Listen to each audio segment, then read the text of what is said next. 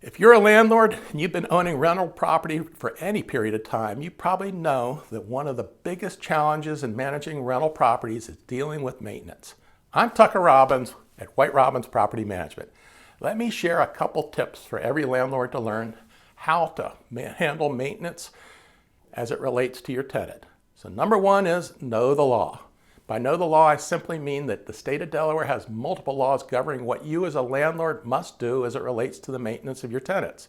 There's a laundry list of things. There's a couple of different laws. The biggest one and most important one is the Landlord Tenant Code, because it gives you even specific timelines on how quickly you must respond to particular requests by your tenants. So you have to, well, the clock starts ticking. It's a complicated document, but you still need to know it. You still have to follow it. Number two, you want to give your tenants a 24/7 hotline contact number, because water heaters only seem to go out between 2 and 3 a.m. on Friday and Saturday nights. So when that goes out, how do they get a hold of you or a vendor? Who do they call? If they're just calling and leaving a message and you're not going to get it until the next day, that's not a good deal. That's going to damage your property. It's going to make your resident angry. It's going to make sure you provide them someone to get a hold of 24/7 in those worst case scenarios if something breaks in the middle of the night. Number three, respond quickly. Did you know that the number one answer in national surveys that good tenants give for not renewing the lease, so when their lease comes up for renewal, the number one reason they give is why they have decided to remove poor quality maintenance. They're so frustrated with whoever's their landlord is doing a bad job on the maintenance that they move. You don't want that to happen to you. So part of the way you keep that from happening is to respond quickly to the maintenance request. Get somebody out there right away, because the tenant needs that done for their own good and for the good of your property. Now let me just divert real quickly onto home warranty. We get a lot of questions from owners. Hey, should I use a home warranty company? We really are hesitant to recommend that, simply because home warranty companies, whether good or not, they're not prompt. They're typically not real fast. So on a repair that should be done quickly, because remember, your tenant wants it done quickly, home warranty companies are, well, using them for many, many years and talking to other people that have it. At best, home warranty companies are slow. So we don't recommend home warranty companies. If you want more information on that, on our video page at whiterobbins.com, just type in home warranty companies. We got a whole video where we talk about the pros and cons of that. Number four, screen your vendors.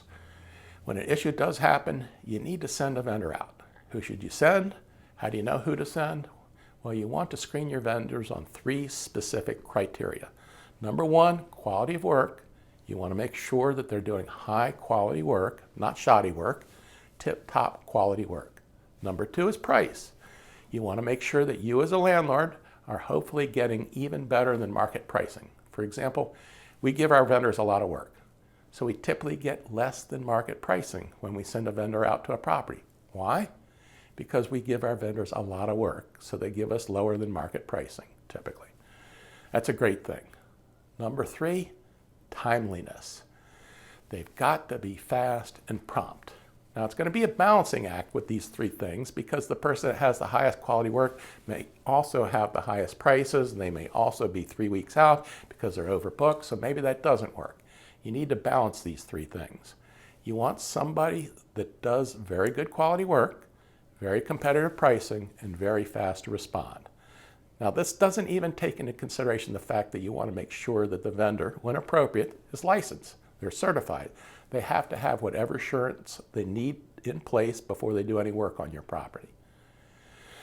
Number five, as it relates to your property, make sure you're inspecting regularly for preventative maintenance items.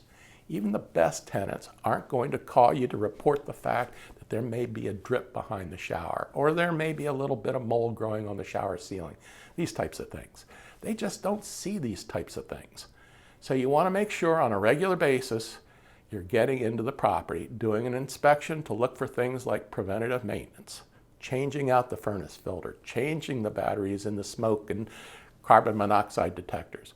looking for water issues. These are the things that initially, they start small. So handle them when they're small. Don't let them become bigger issues. And number 6, know when to repair versus replace. We just had to actually fire a property owner who was working with us. This property owner came on board with us, and he was a great guy. He had a number of properties, but he told us this.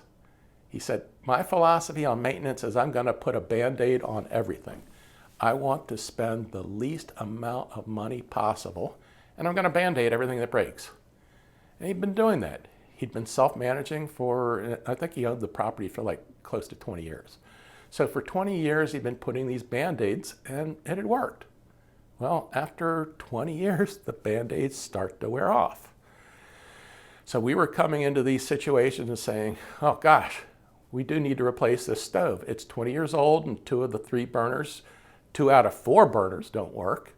No, let's just Band-Aid that. I recommend that from a long-term standpoint, you need to know when to repair versus when to replace, because you can repair, but at some time now, you dumped money and you wasted money on these repairs when you could have just replaced it. And in the longer-term perspective, save yourself money. And this is a balance. I mean, I understand that. There's certainly a time to repair instead of replacing, but there's also a time to replace instead of repair. That's where the wisdom comes in.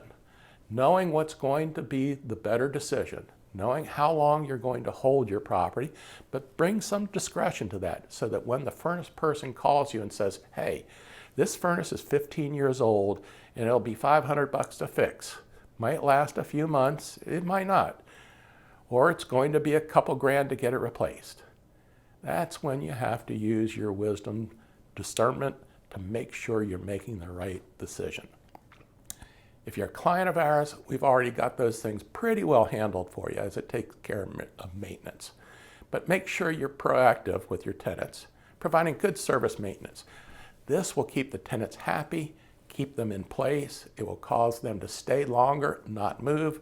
You won't have turnover. It's a true win-win for everybody. If you have questions or we can be a resource, feel free to reach out to our office. Our website is whiterobins.com.